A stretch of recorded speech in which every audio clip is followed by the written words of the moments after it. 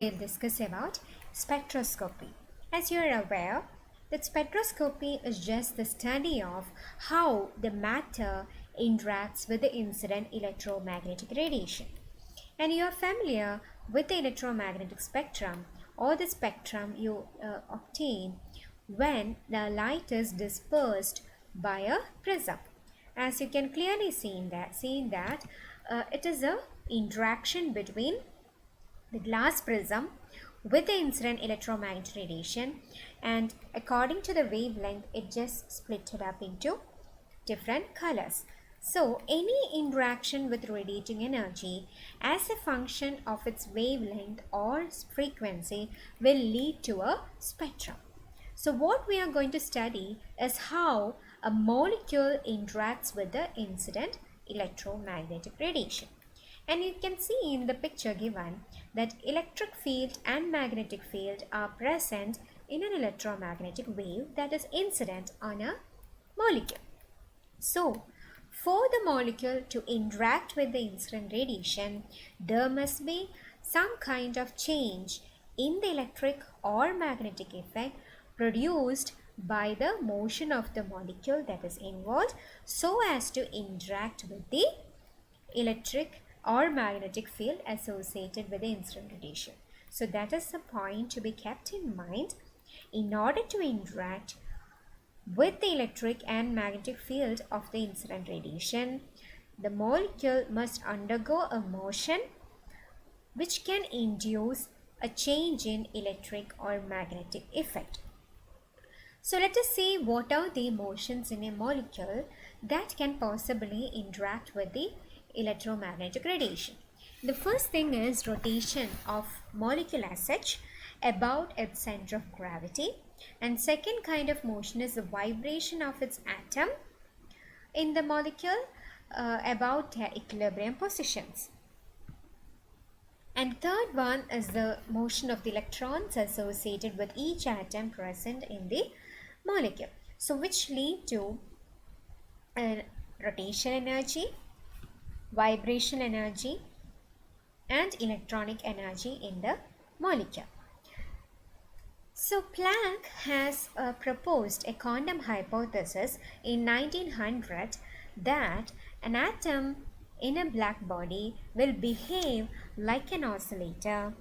Each will be vibrating with a characteristic frequency.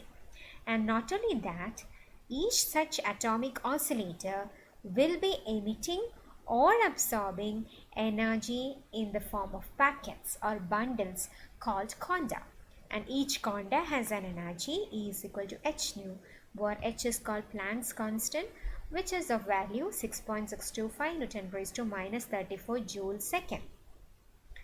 And he also considered that the system can exist only in certain discrete energy states.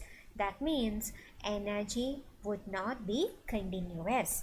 So keeping in mind the quantized nature, a system can transit from one energy level E1 to another energy level E2 with an emission or absorption of radiation which is equivalent to the difference in energy between those energy levels, that is E2 minus E1, and that will be radiated in the form of quantum of energy h nu.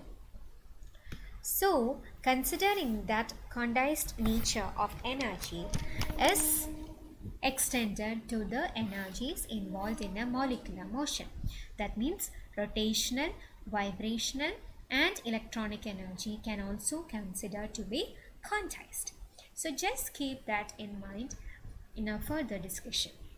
So we have seen what are the different kind of motions that are possible in a molecule which can interact with the electromagnetic radiation.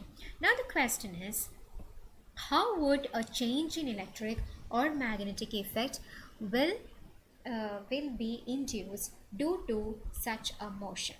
So let us consider a rotation of a molecule. So let us see what is the mechanism involved in a rotation of a molecule. So the rotation spectrum is usually obtained in molecules which have permanent dipole moment.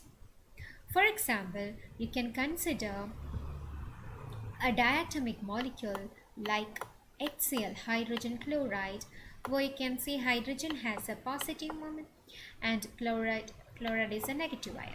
So there will be a dipole, that is charge separation between these two atoms, which is given by positive on one side and negative on one other side. So there is always a dipole moment starting from the positive point to the negative charge.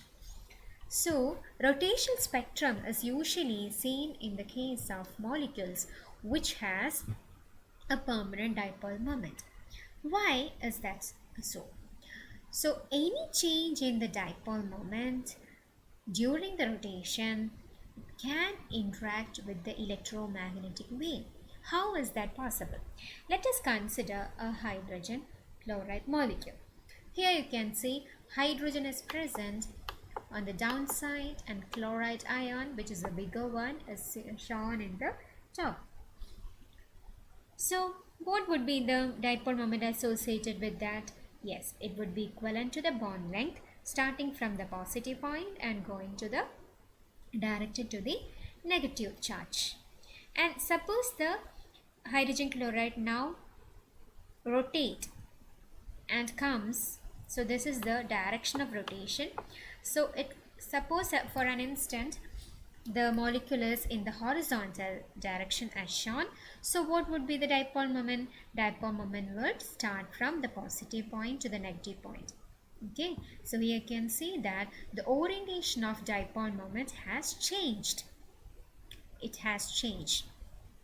And now let us continue the rotation of the molecule. So it is rotating. So now the hydrogen has come up and the chloride is in the bottom, and then you can draw the dipole moment. You can see that it is facing downward now. Now as you continue the motion, you can see the dipole moment is again oriented in a different way. Now again continuing the motion, rotation of the molecule. Now the hydrogen has come to the initial configuration where you can see it is pointing upward. So in a similar fashion it will continue as you go on rotating the molecule. Okay, so now if I draw the vertical component of the dipole, which is this one, if I plot it against the time, so initially you can see at this position it is at the maximum value, and at this position it is 0 vertical component, and at this position the vertical component is directed downward, and at this position the vertical component, there is no vertical component, so it is 0. Now again this one, it peaks up. Okay, so this periodic displacement of the vertical component of the dipole shows an electromagnetic variation. So it can interact with the this change in electric field can interact with the incident electromagnetic radiation, and hence a microwave spectroscopy will be obtained, which is due to the rotation of the molecule. So only those molecules which have a permanent dipole moment can lead to a change in dipole moment due to the rotation of the molecule, and hence an interaction of this change in electric field with the electromagnetic radiation can happen. So based on that, an absorption or emission can cause a spectra, and hence it is coming in the microwave range, and thus you have a microwave spectroscopy to deal with. Thank you.